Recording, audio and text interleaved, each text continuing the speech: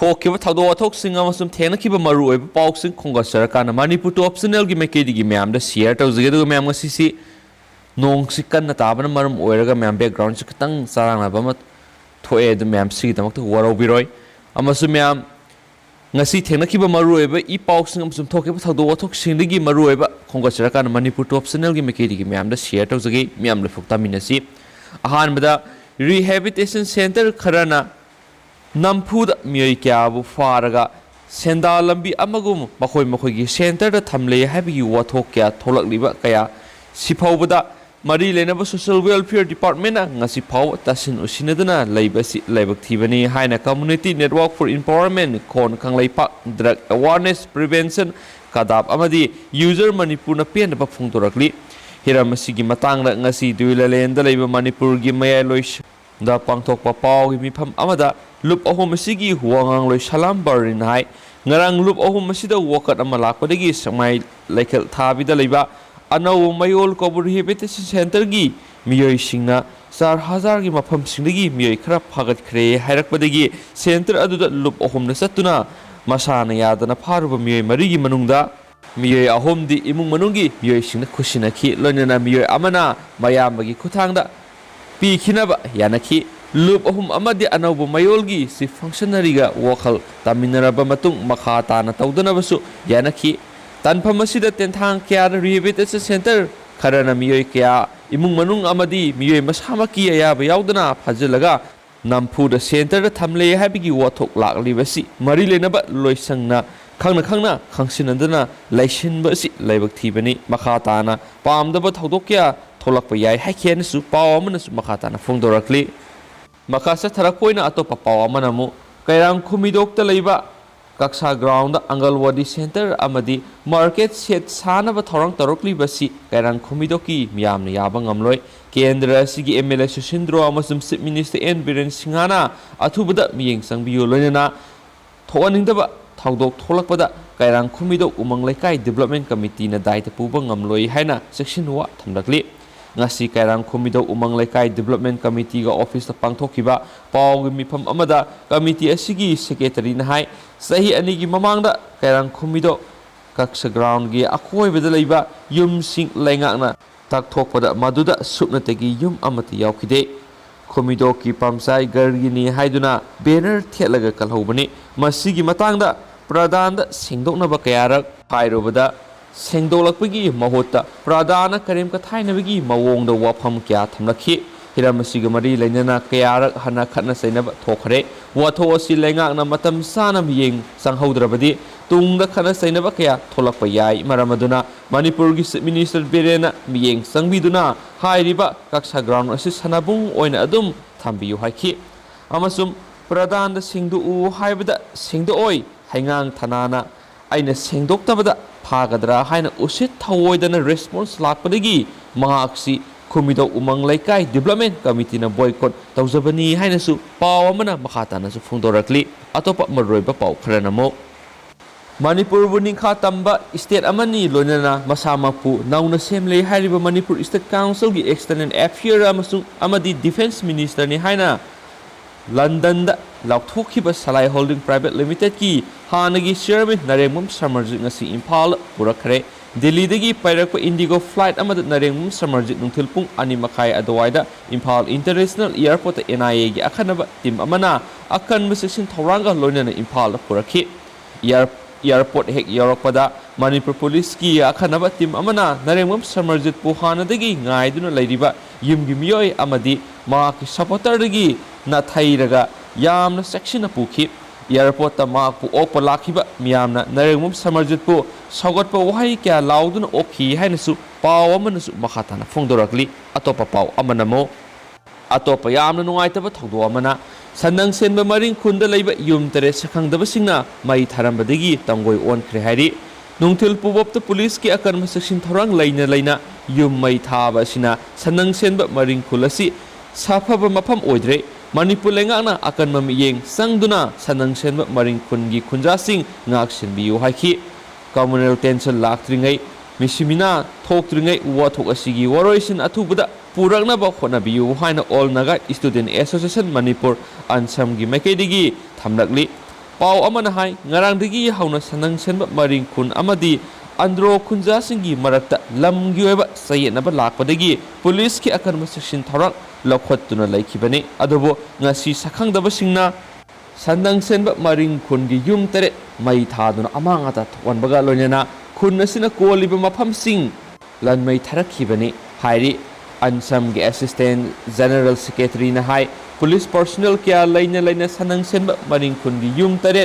ꯅꯨꯃꯤꯠ ꯂꯩꯔꯤꯉꯩ ꯃꯇꯝꯗ ꯃꯩ ꯊꯥꯗꯣꯛꯄ ꯑꯁꯤꯅ ꯅꯨꯃꯤꯗꯥꯡꯒꯤ ꯃꯇꯝꯗ ꯀꯔꯤ ꯊꯣꯛꯂꯛꯀꯅꯤ ꯍꯥꯏꯕ ꯇꯝꯕ ꯉꯝꯗꯔꯦ ꯄꯨꯂꯤꯁꯀꯤ ꯄꯋꯥꯔ ꯀꯗꯥꯏꯗ ꯆꯠꯈ꯭ꯔꯒꯦ ꯈꯨꯜ ꯑꯁꯤꯗ ꯂꯩꯕ ꯃꯤꯑꯣꯏ ꯄꯨꯝꯕ ꯑꯀꯤ ꯇꯨꯖꯨꯡꯕ ꯄꯣꯛꯂꯦ ꯍꯥꯏꯔꯛꯂꯤ ꯂꯩꯉꯥꯛꯅ ꯋꯥꯊꯣꯛ ꯑꯁꯤꯒꯤ ꯋꯥꯔꯣꯏꯁꯤꯟ ꯑꯊꯨꯕꯗ ꯄꯨꯔꯛꯎ ꯍꯥꯏꯅ ꯁꯦꯀ꯭ꯔꯦꯇꯔꯤꯅꯁꯨ ꯑꯄꯤꯜ ꯇꯧꯈ꯭ꯔꯦ ꯍꯥꯏꯅ ꯄꯥꯎ ꯑꯃꯅꯁꯨ ꯃꯈꯥ ꯇꯥꯔꯤ ꯑꯃꯁꯨꯡ ꯅꯥꯀꯟ ꯑꯃꯔꯣꯝꯗ ꯑꯥꯏꯟꯒꯤ ꯋꯥꯡꯃꯗ ꯁꯟꯗꯪ ꯁꯦꯟꯕ ꯃꯔꯤꯡ ꯈꯨꯟꯗꯒꯤ ꯂꯩꯇꯨꯝ ꯑꯃ ꯐꯥꯎꯕ ꯂꯧꯕ ꯌꯥꯔꯣꯏ ꯁꯟꯗꯪ ꯁꯦꯟꯕ ꯈꯨꯜꯒꯤ ꯂꯝꯕꯨ ꯑꯟꯗ꯭ꯔꯣꯒꯤ ꯂꯝꯅꯤ ꯍꯥꯏꯅ ꯑꯔꯥꯟꯕ ꯃꯑꯣꯡꯗ ꯀ꯭ꯂꯦꯝ ꯇꯧꯕ ꯌꯥꯔꯣꯏ ꯍꯥꯏꯅ ꯀꯩꯔꯥꯎ ꯀꯦꯟꯗ꯭ꯔꯒꯤ MLA ꯂꯧꯔꯦꯝꯕꯝ ꯔꯥꯃꯦꯁꯣꯔ ꯃꯩꯇꯩꯅ ꯐꯣꯡꯗꯣꯛꯈ꯭ꯔꯦ ꯁꯟꯗꯪ ꯁꯦꯟꯕ ꯈꯨꯜꯗ ꯌꯨꯝ ꯃꯩ ꯊꯥꯔꯕꯒꯤ ꯊꯧꯗꯣꯛ ꯊꯣꯛꯇ꯭ꯔꯤꯉꯩ ꯃꯃꯥꯡꯗ ꯁꯟꯗꯪ ꯁꯦꯟꯕ ꯈꯨꯜ ꯑꯃꯗꯤ ꯑꯟꯗ꯭ꯔꯣꯒꯤ ꯃꯤꯌꯥꯝ ꯃꯔꯛꯇ ꯂꯝꯒꯤ ꯆꯌꯦꯠꯅꯕ ꯑꯃ ꯂꯩꯔꯦ ꯍꯥꯏꯕ ꯈꯪꯕꯗꯒꯤ MLA ꯔꯥꯃꯦꯁꯣꯔ ꯁꯟꯗꯪ ꯁꯦꯟꯕ ꯈꯨꯜ ꯕꯦꯔꯦꯖ ꯑꯣꯊꯣꯔꯤꯇꯤꯒꯤ ꯆꯤꯌꯔꯃꯦꯟ ꯌꯥꯎꯅ ꯁꯟꯗꯪ ꯁꯦꯟꯕ ꯈꯨꯜꯒꯤ ꯀꯝꯃꯨꯅꯤꯇꯤꯗ ꯃꯤꯐꯝ ꯄꯥꯡꯊꯣꯛꯂꯕ ꯃꯇꯨꯡ ꯆꯌꯦꯠꯅꯔꯤꯕ ꯆꯧꯅꯥ ꯂꯧꯀꯣꯜ ꯌꯦꯡꯁꯤꯟꯕꯗ ꯋꯥꯐꯝ ꯑꯁꯤ ꯐꯣꯡꯗꯣꯛꯈꯤꯕꯅꯤ ꯍꯥꯏꯅꯁꯨ ꯄꯥꯎ ꯑꯃꯅꯁꯨ ꯃꯈꯥ ꯇꯥꯅ ꯐꯣꯡꯗꯣꯔꯛꯂꯤ ꯑꯃꯁꯨꯡ ꯆꯤꯞ ꯃꯤꯅꯤꯁꯇꯔ ꯕꯤꯔꯦꯟ ꯁꯤꯡꯍꯒꯤ ꯃꯍꯥꯛꯀꯤ ꯑꯣꯐꯤꯁꯤꯌꯦꯜ ꯐꯦꯁꯕꯨꯛ ꯑꯦꯀꯥꯎꯟꯗꯒꯤ ꯊꯥꯗꯣꯔꯛꯄ ꯋꯥꯔꯣꯜ ꯈꯔ ꯑꯃꯨꯛ ꯃꯌꯥꯝꯗ ꯁꯤꯌꯔ ꯇꯧꯖꯒꯦ ꯍꯥꯏꯗꯤ ꯍꯧꯖꯤꯛ ꯂꯩꯔꯤꯕ ꯂꯦꯟ ꯗꯤꯁꯄꯨꯠꯀꯤ ꯏꯁꯨꯁꯤꯡꯁꯤꯒꯤ ꯃꯇꯥꯡꯗ ꯕꯣꯠ ꯀꯝꯃꯨꯅꯤꯇꯤꯁ ꯍꯥꯏꯕꯗꯤ ꯑꯟꯗ꯭ꯔꯣ ꯑꯃꯁꯨꯡ ꯁꯟꯗꯪ ꯁꯦꯟꯕ ꯃꯔꯤꯡ ꯚꯤꯂꯦꯖꯁꯤꯡꯒꯤ ꯄꯨꯟꯕ ꯃꯤꯇꯤꯡ ꯑꯃ ꯄꯥꯡꯊꯣꯛꯈ꯭ꯔꯦ ꯍꯥꯏꯔꯤ ꯑꯃꯁꯨꯡ ꯃꯗꯨꯗ ꯈꯟꯅꯈꯤꯕ ꯋꯥꯔꯣꯜ ꯈꯔꯗꯤ ꯀꯃꯤꯇꯤ ꯑꯃ ꯁꯦꯝꯂꯒ ꯑꯃꯁꯨꯡ ꯃꯗꯨꯅ ꯏꯟꯀ꯭ꯋꯥꯔꯤ ꯑꯃ ꯀꯟꯗꯛ ꯇꯧꯕ ꯍꯥꯏꯗꯤ ꯁꯤꯒꯤ ꯗꯤꯁꯄꯨꯠ DGP ꯀꯔꯟꯁꯟ DC's ASP's forest official as member ꯑꯣꯏꯅ ꯀꯃꯤꯇꯤ ꯑꯃ ꯁꯦꯝꯂꯀꯥꯟꯗ ꯑꯊꯨꯕꯗ ꯏꯟꯀ꯭ꯋꯥꯔꯤ ꯑꯃ ꯇꯧꯕ ꯍꯥꯏꯕꯁꯤꯅꯤ ꯑꯃꯁꯨꯡ ꯋꯥꯟꯁ ꯀꯟꯁꯇꯤꯇ꯭ꯌꯨꯇꯦꯠ ꯇꯧꯈꯤꯕꯗꯨꯗꯒꯤ ꯀꯃꯤꯇꯤꯅ ꯅꯨꯃꯤꯠ 10ꯅꯤꯒꯤ ꯃꯅꯨꯡꯗ ꯔꯤꯄꯣꯔꯠ ꯁꯕꯃꯤꯠ ꯇꯧꯒꯗꯕꯅꯤ ꯍꯥꯏꯅꯁꯨ ꯆꯤꯞ ꯃꯤꯅꯤꯁꯇꯔ ꯕꯤꯔꯦꯟ ꯁꯤꯡꯍꯅ ꯄꯣꯁꯠ ꯑꯁꯤꯗ ꯁꯤꯌꯔ ꯇꯧꯕꯤꯔꯛꯂꯤ ꯑꯃꯁꯨꯡ ꯁꯤꯒꯤ ꯄꯣꯁꯠꯁꯤꯕꯨ ꯃꯤꯌꯥꯝꯅ ꯊꯣꯛꯂꯤꯕ ꯊꯧꯗꯣꯛ ꯋꯥꯊꯣꯛ ꯑꯁꯤꯗ ꯑꯈꯟꯅꯅ ꯑꯊꯨꯕꯗ ꯃꯤꯠꯌꯦꯡ ꯆꯪꯕꯤꯕꯒꯤꯗꯃꯛꯇ ꯄ꯭ꯔꯖꯥ ꯁꯦꯛꯁꯟ ꯀꯌꯥꯗꯒꯤ ꯆꯤꯞ ꯃꯤꯅꯤꯁꯇꯔ ꯕꯤꯔꯦꯟꯕꯨ ꯊꯥꯒꯠꯄ ꯐꯣꯡꯗꯣꯛꯅꯔꯛꯂꯤ ꯑꯃꯁꯨꯡ ꯃꯈꯥ ꯆꯠꯊꯔꯛꯄ ꯑꯣꯏꯅ ꯑꯇꯣꯞꯄ ꯃꯔꯨꯑꯣꯏꯕ ꯄꯥꯎ ꯈꯔ ꯑꯃꯨꯛ ꯇꯥꯃꯤꯟꯅꯈꯤꯁꯤ ꯇꯦꯟꯇꯛꯅ ꯑꯇꯣꯞꯄ ꯄꯥꯎ ꯑꯃꯅ ꯑꯃꯨꯛ ꯃꯅꯤꯄꯨꯔ ꯂꯩꯉꯥꯛꯅ ꯀꯥꯡꯄꯣꯛꯄꯤ ꯗꯤꯁꯇ꯭ꯔꯤꯛꯇ ꯂꯩꯕ ꯇꯣꯉꯥꯟꯕ ꯗꯤꯄꯥꯔꯠꯃꯦꯟ ꯀꯌꯥꯒꯤ ꯑꯣꯐꯤꯁꯔ ꯀꯌꯥ ꯃꯍꯨꯠ ꯁꯤꯜꯂꯛꯄ ꯇꯧꯗꯨꯅ ꯄꯥꯛꯇꯛꯅꯅ ꯇ꯭ꯔꯥꯟꯁꯐꯔ ꯇꯧꯈꯤꯕꯒꯤ ꯃꯥꯌꯣꯛꯇ ꯗꯤꯁꯇ꯭ꯔꯤꯛ ꯑꯁꯤꯗ ꯂꯩꯕ ꯇꯣꯉꯥꯟꯕ ꯂꯨꯞꯁꯤꯡꯅ ꯑꯦꯄ꯭ꯔꯤꯜ 1ꯒꯤ ꯑꯌꯨꯛ ꯄꯨꯡ 6ꯇꯒꯤ ꯀꯥꯡꯄꯣꯛꯄꯤ ꯗꯤꯁꯇ꯭ꯔꯤꯛ ꯄꯨꯝꯕ ꯄꯨꯡ 36ꯀꯤ ꯕꯟ ꯂꯧꯊꯣꯛꯈ꯭ꯔꯦ ꯍꯥꯏꯅꯁꯨ ꯄꯥꯎ ꯑꯃꯅꯁꯨ ꯃꯈꯥ ꯇꯥꯅ ꯐꯣꯡꯗꯣꯔꯛꯂꯤ ꯑꯃꯁꯨꯡ ꯃꯌꯥꯝ ꯉꯔꯥꯡ ꯇꯥꯡ 24 ꯄꯨꯡ 23 ꯑꯣꯏꯕ COVID-19 ꯑꯞꯗꯦꯠ ꯃꯅꯤꯄꯨꯔꯒꯤ ꯑꯃꯨꯛꯀ ꯍꯟꯅ ꯃꯌꯥꯝꯗ ꯁꯤꯌꯔ ꯇꯧꯖꯔꯝꯒꯦ government of Manipur COVID-19 command control ꯔꯨꯝꯗꯒꯤ ꯊꯥꯗꯣꯔꯛꯄ ꯄ꯭ꯔꯦꯁ ꯔꯤꯂꯤꯁ ꯅꯝꯕꯔ 369 ꯄꯨꯡ 23 ꯑꯣꯏꯕ COVID-19 ꯑꯞꯗꯦꯠ ꯃꯌꯥꯝꯗ ꯍꯥꯞꯆꯔꯝꯒꯦ ꯄꯨꯡ 23 ꯁꯨꯝꯅꯒꯤ ꯃꯤꯑꯣꯏ 6 ꯖꯦꯅꯔꯦꯜ ꯄꯣꯄꯨꯂꯦꯁꯟꯗꯒꯤ ꯃꯅꯤꯄꯨꯔꯗ COVID-19 ꯄꯣꯖꯤꯇꯤꯚ ꯑꯣꯏꯍꯟꯈ꯭ꯔꯦ ꯃꯈꯣꯏꯁꯤꯡꯁꯤ ꯅꯨꯄꯤ 3ꯅꯤ ꯅꯨꯄꯥ 3ꯅꯤ ꯑꯗꯨꯒ ꯃꯈꯣꯏꯁꯤꯡꯁꯤ ꯏꯝꯐꯥꯜ ꯋꯦꯁ RATꯗ ꯇꯦꯁ ꯇꯧꯕ ꯃꯇꯝꯗ 3 ꯁꯤꯖꯔ RATꯗ 1 SN RATꯗ 1 ꯇꯦꯁ ꯇꯧꯕ ꯃꯇꯝꯗ ꯃꯈꯣꯏꯁꯦ ꯄꯣꯖꯤꯇꯤꯚ ꯑꯣꯏ ꯍꯥꯏꯕꯁꯤ ꯈꯪꯂꯛꯈꯤꯕꯅꯤ ꯑꯗꯨꯒ ꯃꯈꯣꯏꯁꯤꯡꯁꯤꯅ ꯏꯝꯐꯥꯜ ꯋꯦꯁꯇꯒꯤ 2 ꯕꯤꯁꯅꯨꯄꯨꯔꯗꯒꯤ 1 ꯀꯛꯆꯤꯡꯗꯒꯤ 2 ꯑꯃꯁꯨꯡ ꯎꯈ꯭ꯔꯨꯜꯗꯒꯤ 1ꯅꯤ ꯍꯥꯏꯔꯤ ꯑꯗꯨꯒ ꯃꯈꯣꯏꯒꯤ ꯂꯩꯐꯝꯁꯤꯡꯅ ꯀꯟꯇꯦꯟꯃꯦꯟꯠ ꯖꯣꯟ ꯑꯃꯁꯨꯡ ꯃꯈꯣꯏꯒꯤ ꯀꯣꯟꯇꯦꯛ ꯇ꯭ꯔꯦꯁꯤꯡꯅ ꯇꯧꯕ ꯗꯔꯀꯥꯔ ꯇꯥꯕ ꯆꯦꯛꯁꯤꯟ ꯊꯧꯔꯥꯡ ꯈꯨꯗꯤꯡꯃꯛ ꯂꯧꯈꯠꯈ꯭ꯔꯦ ꯍꯥꯏꯅꯁꯨ ꯄ꯭ꯔꯦꯁ ꯔꯤꯂꯤꯁꯅ ꯃꯈꯥ ꯇꯥꯔꯤ ꯑꯗꯨꯒ ꯄꯨꯡ 23 ꯑꯁꯤꯗ ꯃꯅꯤꯄꯨꯔꯗ ꯃꯤꯑꯣꯏ ꯑꯃꯠꯇ ꯁꯤꯍꯟꯈꯤꯗꯦ ꯑꯗꯨꯕꯨ ꯑꯄꯨꯟꯕ ꯁꯤꯍꯟꯈꯤꯕ ꯃꯤꯑꯣꯏ ꯃꯁꯤꯡꯗꯤ 363ꯅꯤ ꯍꯥꯏꯅꯁꯨ ꯄ꯭ꯔꯦꯁ ꯔꯤꯂꯤꯁꯅ ꯍꯥꯏꯔꯤ ꯑꯗꯨꯒ ꯄꯨꯡ 23 ꯁꯤꯗ COVID-19ꯗꯒꯤ ꯅꯥꯕ ꯐꯔꯛꯇꯨꯅ ꯅꯦꯒꯦꯇꯤꯚ ꯑꯣꯏꯗꯨꯅ ꯗꯤꯁꯆꯥꯔꯖ ꯇꯧꯈꯤꯕꯁꯤ ꯃꯤꯑꯣꯏ 2ꯅꯤ ꯃꯈꯣꯏꯁꯤꯡꯁꯤ ꯍꯣꯝ ꯑꯥꯏꯁꯣꯂꯦꯁꯟꯗꯒꯤꯅꯤꯁꯨ ꯍꯥꯏꯔꯤ ꯑꯗꯨꯒ ꯑꯄꯨꯟꯕ ꯑꯣꯏꯅ ꯃꯅꯤꯄꯨꯔꯗ COVID-19ꯅ ꯅꯥꯟꯈꯤꯕ ꯃꯤꯑꯣꯏ ꯃꯁꯤꯡꯁꯤ 18,932 ꯁꯨꯈ꯭ꯔꯦ ꯑꯗꯨꯒ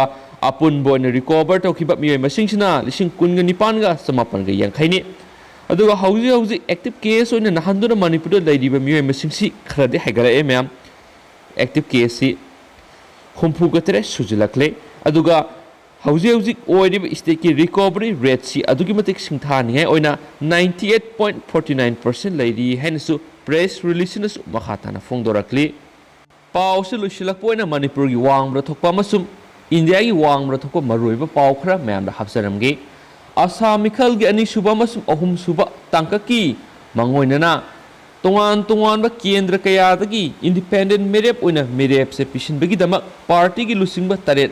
amagasu BJP na ngasi party dagi tanthokre haiba paw amasini atopa paw amana China gi Wuhan dagi haurakhiba COVID pandemic ngasi su loidari malemna mathang wave 9 na mayuk nariba adubu World Health Organization WHO gi Wuhan da leiriba COVID 19 gi haurak phamga mari leinana thizilliba khutpuna COVID 19 asi laboratory da leak oibagi wafam oithokte hairakhibaga loinana sikpi dagi miyoibada sanglakibra natraga COVID asi sa dagi haurakibra haibagi Wuhan kaya lakli loinana WHO gi report matung ina khoiroi gumba jiba masum haudong gumba dasu COVID virus ki carrier oibi yabi ki oithokpa lei hairakre haina su paw amana su makhata na phongdor du me paw su lusi lakoina hauji Myanmar tholiba thoudok wathok singsigi maroiba I paw katang hapsaramge ngarang numaijing nimitta Myanmar gi South Eastern Karen State gi khunja lising ahumok Thailand da sangsinkhre Ethnic Armed Group Karen National Union KNU na paisinduna laiba area amada army na air attack tauduna senthorakiba khunja singasi sangjafam launanaba Thailand da sensinkibani hauji su khunja kya ngamkhai gi jungle area da lotuna laiba yauri haina Karen Women Organization na phongdokre haukiba sahi kun sida amukta air strike thokidri adobo handakti numidang da air strike taurakhiba maramaduna Russia China masum atai lebak singi matengdagi Burma gi Myanmar army mapangal kankhalakle haina relief organization ama oiriba Free Burma Rangers na phongdorakli haina spaw amana su makhata na phongdorakli amasum advocacy group amana hai madudi military security force na yamdrabda miyoi sangaga taramukti sumnagi tha ani sigi manungsida protest tawribse lepnabagi damakta hathi haina su paw amana makhata na phongdor du mya hojikoina di matang sai lusinjrage do suidra anawu I paw leragadi marakta update pizarage du pathoksa ki bi su ki lan ki bi yawrs mya mangak pigani and thank you